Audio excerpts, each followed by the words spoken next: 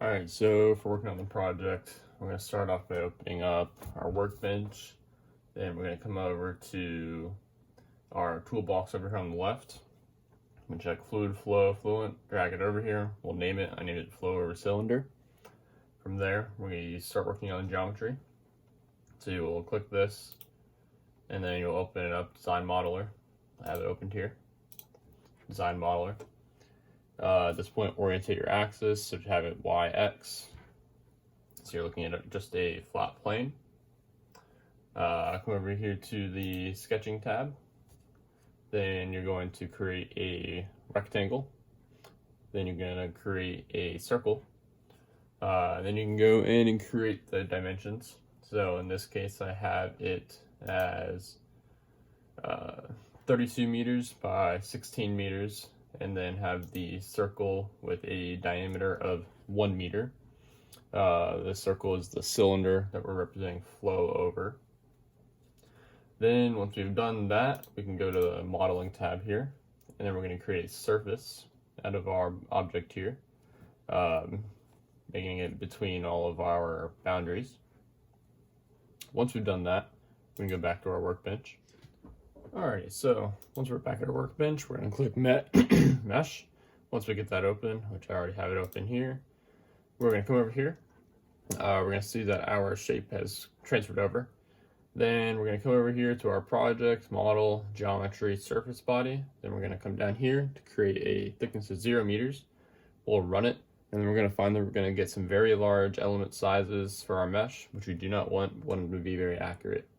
So after that, we're going to go to mesh. You can see this is the final product of what we're looking for. We're going to choose a triangular method, or choose a method of triangles to make them smaller, kind of like this. And then we'll run it again, but then we're going to find that the size is not very small around the cylinder here, and we want this to be very accurate as we have it now. So once we do that, we're going to take our edge selector, which can be found right here. Come down here, select our edge, and then we're going to go to our mesh. We're going to make the size, then we're going to 0.025 for our element size. We're going to generate it again, and we're going to see it's going to not be uniform at all. It's not going to look anything like this. So we're going to do then, come over to mesh, then add an inflation option. Then with our inflation, we're going to do a first layer thickness of 0.025 meters. We're going to do 40 layers, a growth rate of 2.5. All right, then we're going to update it. And so we're going to get something that looks a lot like this around the edge. This is good because we want a very accurate and small mesh size. It's uniform around the entire thing to get an accurate representation around the cylinder. So then after that, we want to check our global mesh size. So these ones are not very big, which is good. You can fix them by coming to mesh. These would be closed. Come over here to sizing, and then I don't have a max mesh size available for some reason, but if you did, you could set something like 0.3. But these are an acceptable size for what we are simulating. So we're going to leave that as is. Then the last thing is we're going to create our name selections. This will help us in our later simulations so we know what size or what sides are each object. So we create our name selections. Then we'll go and just right click on each object. So this is going to be a wall, this is going to be a wall, this is going to be our inlet, this is going to be our outlet, and this is going to be our cylinder. So the arrow will come over here, flow over the cylinder, exit over there. This is a way we can just apply velocities to names instead of walls, and it makes it easier for organization. So once we're done here, we'll come back to our workbench.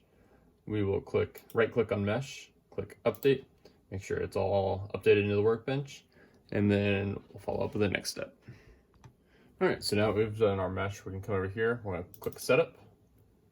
From here, we want to make sure it's on 2D, double precision, display mesh after reloading. Then based off of your computer, you check how many solver processors you want. So I've got 7 processors. We're going to click 7 and 1 GPU. So I've got 1, so we'll just make it solve faster. Click start. Once Fluid opens,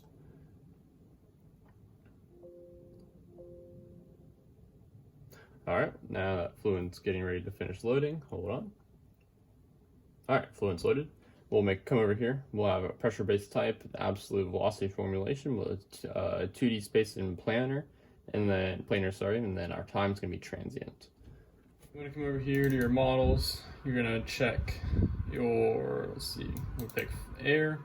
Air, we're gonna set our density as 1, leave the rest, change and create, close. Solid, we'll have it as an aluminum. Materials, fluid, air, like I said earlier.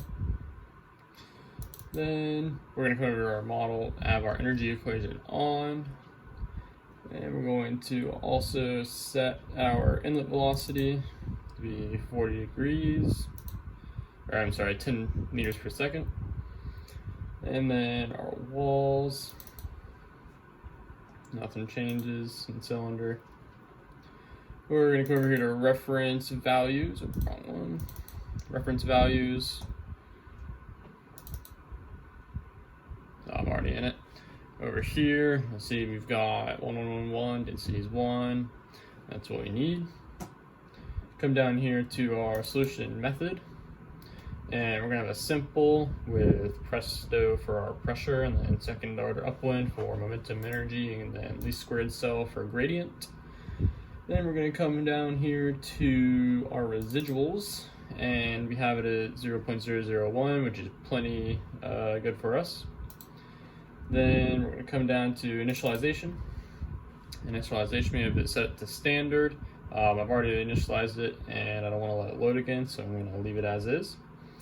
I also have it set to give us solutions for the drag and everything like that, but we're going to go ahead and run the calculations, see what happens.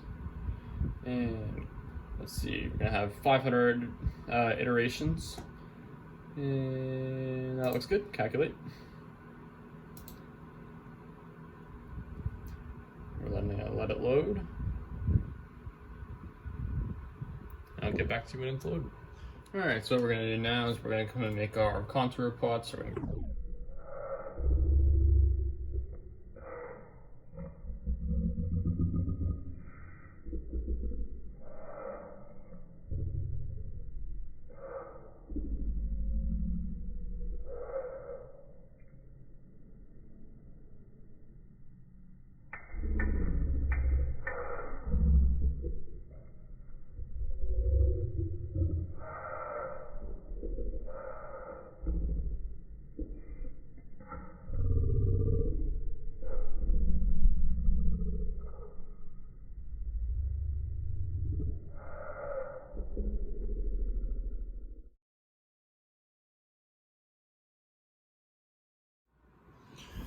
Alright, so now we're going to go on to try to get the XY plot of pressure distribution, pressure coefficient, direct vector spline across the cylinder. Let's see how it's fitted on this. Across the cylinder. And positive on x-axis. Save and plot.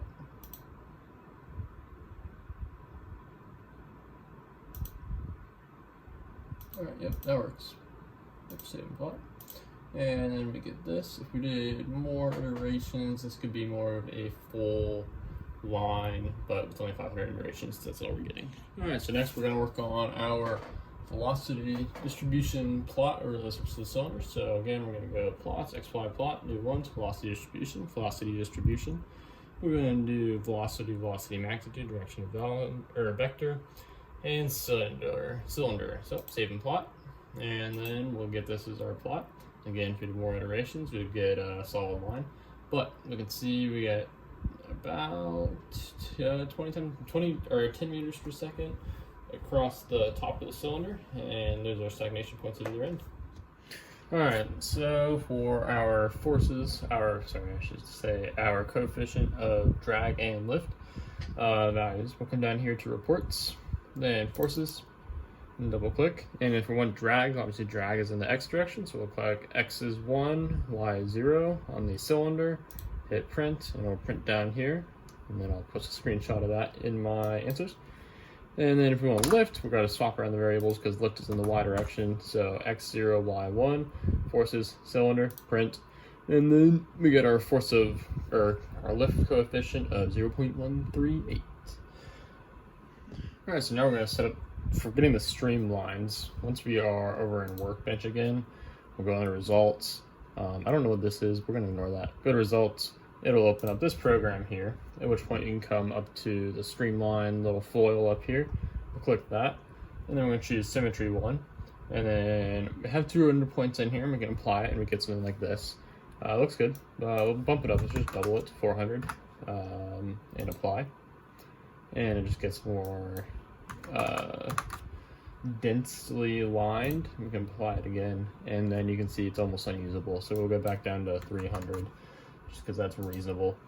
But you can see the velocity through it. See that the velocity increases the top to the bottom, and there's our little stagnation points at the end. All right, so now we're on case 2. So we're gonna have a viscous laminar fluid with a Reynolds number of 150,000, and we're gonna add some rotation to the cylinder in the middle. So we're back here in Fluent. We're gonna go to the energy equation, turn it on, change our viscous inviscid to laminar. Then we come down to our material, to our fluid, to our air. Once we have our air, we need to get a Reynolds number of 150,000. And that's Reynolds number is an equation, RE equals rho times velocity times characteristic length over the viscosity. So the velocity is not going to change. The characteristic length of a cylinder is not going to change. So we can only change our density and our velocity, or our viscosity. So I just went to Excel and I was like, all right, let me see what I can do to get that stated, to get to 150,000. So I kept rho constant at 1, because that's what we did in case 1, and then changed the viscosity, or solved for viscosity, and it would be 100, or it would be 6.6667 times 10 to the negative 5th. So that's what I plugged in for my viscosity. So now we have a Reynolds number of 150,000 plugged in. Change to create, close. And then now we gotta get the rotation. So we're coming back boundary conditions, wall, then our cylinder, then come to my cylinder. Then I'm gonna go to a moving wall, and let's see, we're gonna have it be rotational and relative to adjacent rotation speed. So because in ANSYS we want it to be -20 for when it is going clockwise. Then again, we're going to repeat this with -40. I'm just not going to change how to do it again. All right, so now for case 2 again, most of the stuff's going to remain the same as case 1. So now we can just run down to run calculation. We're going to run it at 1,000 iterations, calculate, and use for current site or calculations only. And then it's going to iterate for 1,000 iterations or until it converges. And I'm going to pause the video for now. Alright, so now we're running for our case 2 at -20 radians per second. This is what our plot's going to look like. And then this was at 1,000 iterations. Then we're going to come over to our contour, plot for our pressure, static pressure, over the entire thing, save and display. And then we're going to get a low pressure zone near the top of the sphere, which is different from the first time. Then we come over to velocity, save and display. And we're going to get a different velocity as compared to last time. And then it's showing that our max velocity is actually at 25 meters per second. And then having a stagnation point at the probably like 8 o'clock region, and then trailing behind it on the lower half. Then we're going to come down and we're going to get our velocity distribution plot. We're going to save and plot it, and now we're just going to get a horizontal line at the 10 meters per second, which is interesting. And then pressure distribution, save and plot. And then now we're going to get this interesting pressure distribution. It makes sense though, because it's at a rotation. Last thing what we'll do is we'll come down to our forces, and we're going to start with our drag force across the cylinder. So that'll be 0, where x is 1, y is 0 across the cylinder. Print. We'll come down here, and then we're going to get, we have a viscous drag this time, and so our total forces in the x direction are 93, and then in the y direction it will be 462. Alright, so now that we've gotten all of our other results, we can come back to the workbench. We're going to update our solutions to the workbench. Come into results. I'm going to refresh with our current data stream. Yes. So this is going to get the rotation in there, as you can see. We're going to keep it at 300 points, and then now we can see the streamlines with the rotation. Alright, now that we've run it at negative 40 radians per second, this is what our plot looks like. Come over to our contour plot, or our pressure contour plot. That's what we have. Come over to our velocity contour plot. That's what we have. Then we're going to come down to our velocity distribution plot. We're going to get another horizontal line just at a greater velocity because it's at a higher rotational velocity. Come to our pressure distribution, and then again similar shape as to at negative 20 degrees radians per second. And now we're going to come down to our forces, and then we'll start off with drag again. So x1, y0 on the cylinder, print. And now our total extraction force, so our drag code, would be 59.302. And now we're doing the y directions, 0, 1, and print. Here we got 462. Then we can go back to our workbench. We're going to update our solutions, go to our results. We're going to get a new data stream, yes. And then let it update. And then there is our new streamline for negative 40 radians per second. All right, so now that we're on case 3, it's not going to be rotating anymore. It's going to Reynolds number of 800,000, and it's going to be a turbulent case. So we're going to come up here, energy equation on, viscous, we're going to change it to Sparlet Almaris. Okay, and then we'll come down to our air, and then we're coming down to, we need to get to the Reynolds number of 800,000 again. So just as case 2, I plugged it into my Excel and got 1.25 times 10 to the negative 5th. Plug that in here. So now it's got a Reynolds number of 800,000, and now we can close this. And then we need to get rid of the rotation that's on the cylinder. That was in case 2. I messed that up the first time. Oh, I clicked on the wrong one. Get rid of that. Go to our cylinder. We're going to go to a stationary wall, apply. Make sure you apply, close. Come down here, run calculations. And calculate. And current calculations. Let it calculate. It's going to run its iterations. And calculation is complete. So now we can come down and look at our contour pressure plot. Save and display. And that's our new contour pressure plot. And now we go to our velocity plot, save and display. And that's our new velocity plot. It looks pretty sick, not gonna lie. Then we come down here to our velocity distribution graph, save and display. And again, a horizontal line. Come down to our pressure distribution graph, save and display. And if we ran with multiple or more iterations, I would get closer together. Then if we come down to our forces, that's our drag. Sorry, that's our lift. And then let's get our drag. And we got our drag. And then if we come back to our workbench, we can update our solution. Then we're going to go to our results, new data stream. And then now we have a new data stream, have new streamlines for our new case.